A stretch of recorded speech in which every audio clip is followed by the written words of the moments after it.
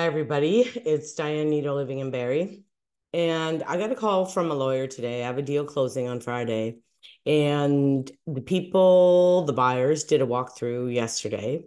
And they have huge concerns that everything won't be off the property and out of the house by the closing date. So the lawyer called me and asked me if this was going to happen. So there's a couple of things I want to explain to people about final walkthroughs. First of all, if you go 2 or 3 days in advance before the deal actually closes, they have those whole 3 days, right? I try to do a final walkthrough the day before to see, like, is it possible that they can get all this done in one day? Because in 3 days, you can get an awful lot done, right? So the other thing is they have even up until the closing day to get everything out, like at least halfway through the day. Now, it says on the agreement of purchase and sale up to 6 p.m. in the hard writing saying that that's when the deal has to close by.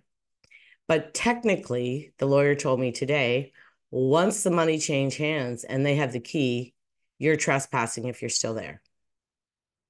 So you have to be out. Now, most people do a closing day on the same day as their new property. So if you're starting to move or you have movers coming at 9 in the morning, 8 or 9 is when they start, it's highly unlikely that by noon or 1 that you're going to be fully out of your house. Like that doesn't happen very often. I have had, even on my own houses, where my movers weren't even done till 6 o'clock. Like they were the slowest people in history. Like it was a nightmare. And they weren't done at my new house till after midnight.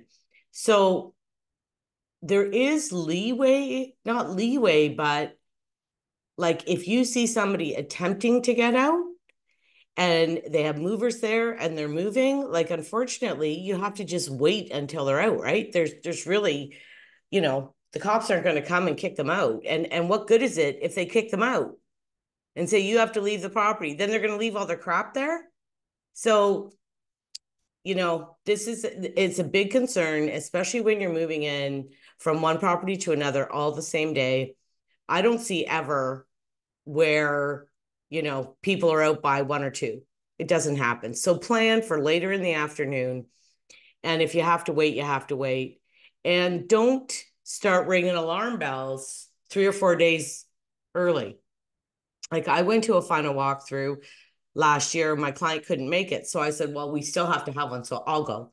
So I went and I called the agent and said, man, there's no way. This dude didn't even have a one box packed, like nothing. And I was like, there's no way this guy's going to be done by tomorrow. Like it was a big house too. Like, how is he going to move all this? And, it ended up, even on closing day, I went back there before they got there and there was still crap in the furnace room. There was still crap outside.